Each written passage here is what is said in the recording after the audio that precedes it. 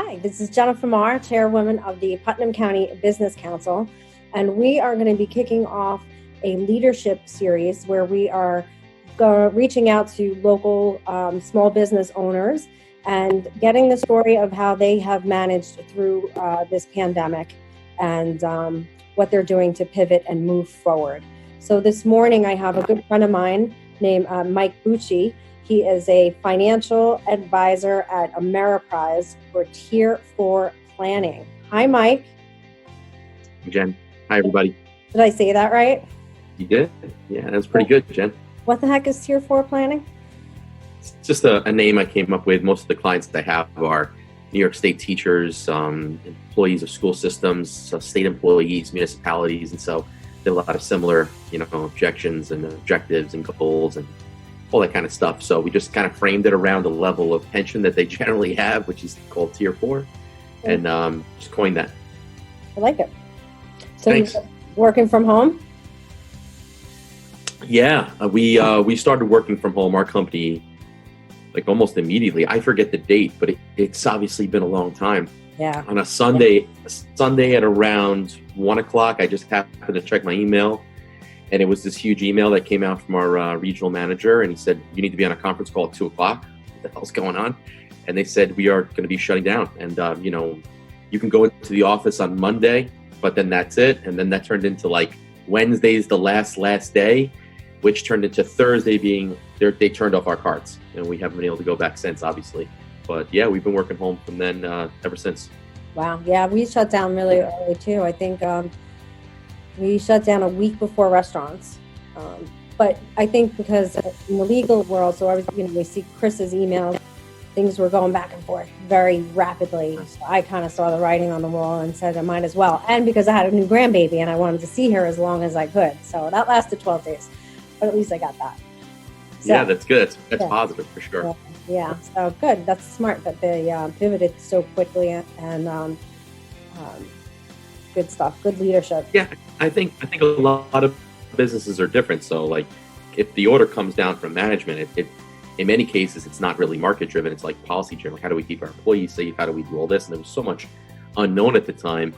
Some businesses could be earlier movers to that than others. And in our business, it's not so much handshaking anymore and going to show a house where you're in person. And that now even that industry, as you know, is changing in a lot of ways. Food delivery, you have to actually physically go into the store, be next to it.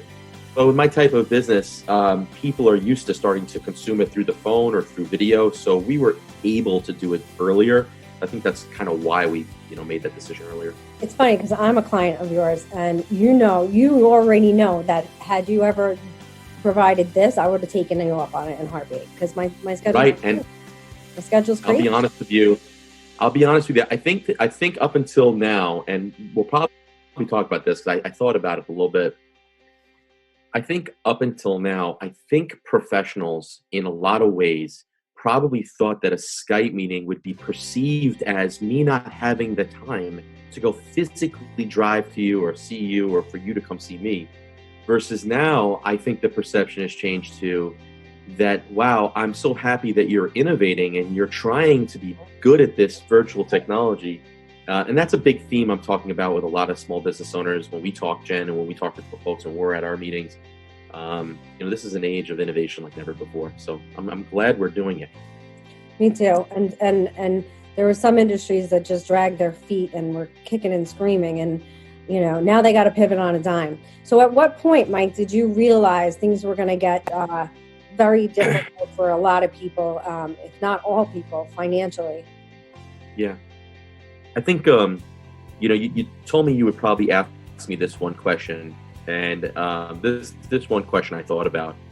And I have to tell you, this is going to sound really strange, probably to a lot of people, depending on how many people watch this, right? But it was the NBA. When the NBA suspended their season, when I saw that flash across the television screen, I literally looked up and said, "Oh my God, like this is way bigger than I thought it was. It's not just a flu.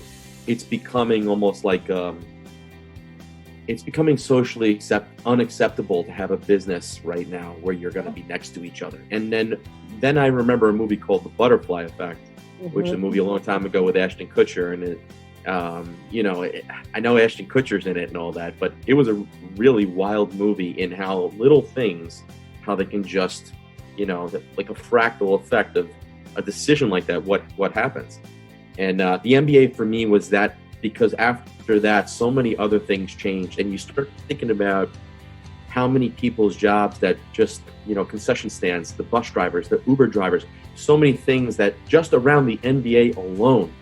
And then you multiply that across dozens of industries, hundreds of companies, and you just start saying to yourself, I don't know if we're prepared for not just the shutdown, the 3-month period, but also for how things are going to change afterwards and how people are going to consume things or entertain themselves, etc. I think the NBA, as silly as it sounds, when I saw that, my mind just went off for 2 days on how this will affect people. Yes. And the data hasn't even come in yet. It's really just, it's unemployment right now. That's what we see in the marketplace. It's volatility, but we haven't seen, the effects of this really yet, is what I can say. Absolutely. But I'm laughing because I guess I came up with the question, but I didn't think about the answer too much. Or I had a more general answer prepared. Yeah, I bet. In my mind until you said that. But you want to know the moment where I was like, okay, we are capital F. Yeah. When Cuomo is on his morning speech bragging about his morning conversation with Trump and that, they were on the same page. I was like, if they're on the same page, man, we are in so much trouble. Now, they have gone back and forth since then. They're on the same page, they're not. But that one moment, I was like, this is so much worse than we know. And that was a while ago. That was from a political perspective, you can't possibly be more right. From a microeconomic that you can translate into a macroeconomic indicator. When I saw the league that is billions of dollars in TV ad revenues, and if no one's watching TV, we just cut the cord, right? We just cut the cord the other day. Just think about this for a second. We just cut the cord the other day from cable. Why? Because we cut the bill in half, but we really don't watch network television. If there's no NBA on network television and you start looking at contraction of advertisers because you can't do certain things, there's even less and less of a need for that. So many things change as a result of this. There's 2 or 3 other examples that are wild, but those remain to be seen. Yeah.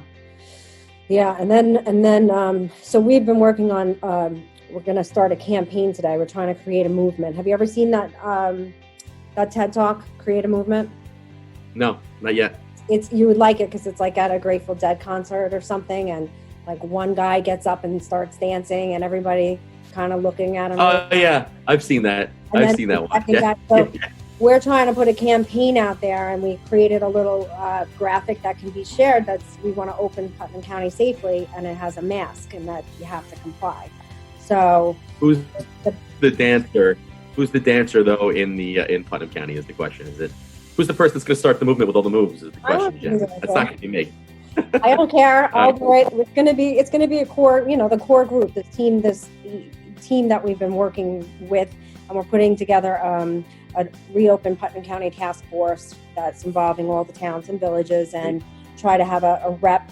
If you want to be the financial rep, on there, try to have a rep from each industry: hospitality, food and beverage, construction, and be leaders. And it's not about being afraid while you're wearing your mask. It's really about respecting small businesses that are trying to open up. So it's cool, it's sexy to wear a mask and put gloves on, because if you're stimulating our local economy, that's sexy. That's my new stuff. So. No doubt. But I got to tell you, I'm interested in, because, we are in industries that are going to survive. We have to weather the storm, and our need will be there at the end of this. What are you thinking? I know your family is in the food business, and they pivoted rather well. But there's some, like I'm going to see Villa Barone today at 12:45. That's an industry that come to a screeching, grinding halt. And the gyms, I reached out to the Stearns yesterday, just checking in on them. And I had the owner of World Gym on the phone, and,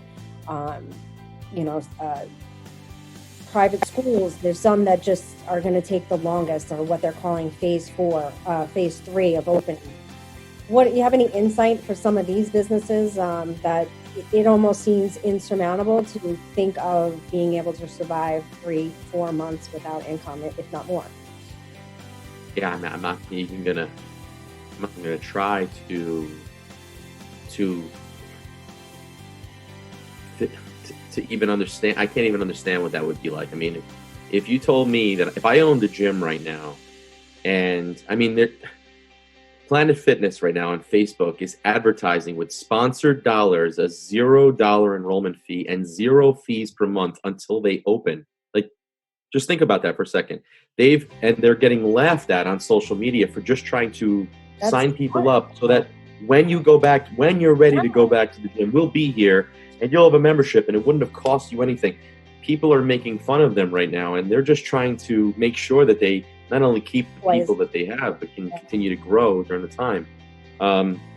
There are some businesses that are going to be forever changed because people, at least half of them, right? I'm throwing an arbitrary number up there, but half of them are going to just think a little differently in, March of next year, right? Or in November of this year.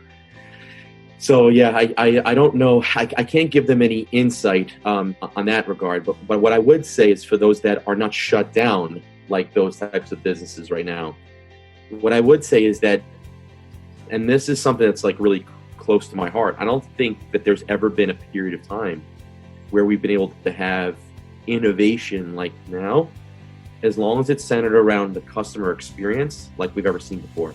And what I mean is that the coolest part, in my opinion, is that I perceive there to be this communal willingness to accept mistakes, to accept lag, unpreparedness. So I'll give you an example. If you're a pizzeria right now, you probably in the past made people come into your store, wait online, right? Or call in your order.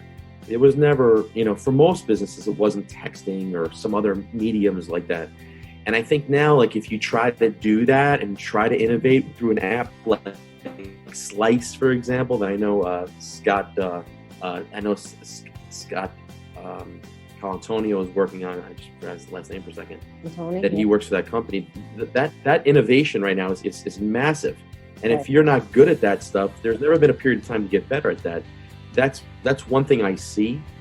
And I think there's other ways to do it too, Jen. Like, for example, I was thinking about Chipotle and how, because my family does own a family business. And when we started with grocery, we started with catering, we started with deli, we started with lunches and breakfast. So we were kind of everything, right? Because that's how my dad did the business. That's how we knew it, and we could handle it, is what we thought, right? But as stuff like this happens, your ability to shift or to just combine verticals, meaning offerings, and just get rid of other ones, becoming so paramount. And I think there's never been a period of time where you can examine stuff and say, we're not doing that anymore. We're only going to be focusing on this.